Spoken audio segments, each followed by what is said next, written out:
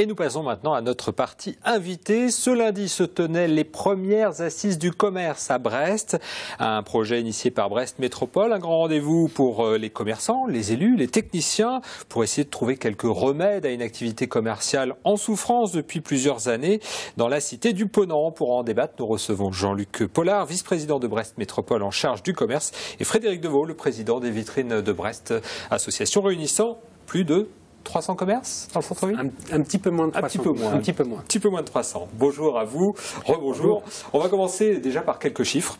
À Brest, il y a 1700 commerces, donc locaux commerciaux. 16% sont vacants, un chiffre qui grimpe jusqu'à 26% dans certains secteurs, notamment le secteur de Saint-Martin-Octroi. Jean-Luc Pollard, l'organisation de ces assises, c'était vraiment une urgence dans une situation comme celle-là où beaucoup de locaux sont vides et le commerce souffre et a souffert? Les assises, c'était une nécessité. Et la nécessité, c'est de travailler ensemble. C'est ce qu'on a, je crois, très bien commencé à faire.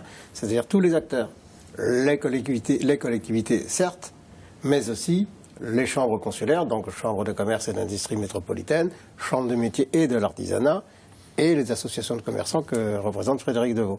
Et un symptôme, celui que vous venez de rappeler, c'est la vacance de nombreux locaux liés à divers facteurs, dont on l'a abordé aussi, le niveau des loyers et la rédaction des baux par rapport à la réalité économique d'aujourd'hui. Ça veut dire que les loyers sont trop chers aujourd'hui? Frédéric, peut-être Alors, effectivement, vous qui êtes justement commerçant aussi, donc vous connaissez les loyers qui vous sont demandés. Effectivement, aujourd'hui, les loyers peuvent paraître trop chers compte tenu d'une situation économique qui a tendance à stagner. Donc, c'est vrai que les loyers ont continué à augmenter et que, parallèlement, l'activité économique est un petit peu en berne et surtout l'attractivité des centres-villes et la fréquentation des centres-villes. Donc, c'est pas particulier à Brest, mais Brest ne déroge pas à la règle. Donc, des magasins trop chers à louer pour un chiffre d'affaires finalement des fois qui ne suit pas, quoi. Globalement, oui, c'est un petit peu la situation aujourd'hui. Ouais. Cette journée, vous l'attendiez depuis longtemps en tant que commerçant, que représentant des commerçants, de pouvoir dialoguer en direct avec les élus? Alors, en tant que commerçant, oui. Ça fait plus de 15 ans que je suis dans l'association des vitrines de Brest.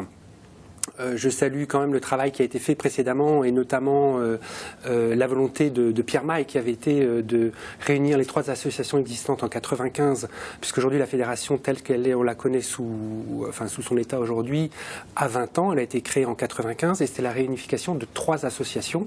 Donc je pense que déjà à l'époque, Pierre Maille était quelqu'un qui était visionnaire parce que je pense que plus on sera nombreux, plus ce sera facile d'avoir un dialogue constructif avec la collectivité. Donc oui, je suis ravi. Alors le dialogue, les réunions, c'est bien, mais c'est encore mieux quand il y a des décisions qui sont prises à l'issue de la rencontre. Jean-Luc Pollard, vous avez annoncé une dizaine de mesures. On va commencer par il y a 3 grands axes, mais notamment le stationnement. Stationnement gratuit le samedi jusqu'à 14h. Oui. Ça coûtait vraiment trop cher de poursuivre la mesure jusqu'à 18h30. Je l'attendais, cela. Non, très sérieusement, déjà par dire que le stationnement, c'est une question. Oui. Donc on ne la rejette pas. Et on cherche des réponses. Et nous avons proposé celle-ci qui est le matin, le samedi matin de 9 à 14h. Vous venez en centre-ville faire vos achats, c'est gratuit pour stationner. C'est un premier pas. Les commerces souvent ouvrent à 10h. Donc 10h, 14h, c'est pas mal pour faire vos achats à 4h. Vous en pensez quoi comme commerçant? Je crois que c'est judicieux d'avoir choisi cette tranche horaire, puisque il y a quelques années, quand les écoles primaires ont abandonné le samedi matin et qu'il est chômé aujourd'hui, on a vu, et je pense que d'une manière générale, dans tous les commerces de Brest et ailleurs, on a vu une désaffection du centre-ville, parce que c'était vraiment un moment privilégié entre adultes pour aller fréquenter le centre-ville. Et je pense que c'est assez judicieux. Après, personnellement, j'étais pas pour le samedi entier, puisque c'est vrai que le côté voiture tampon des centres-villes était un peu à éviter.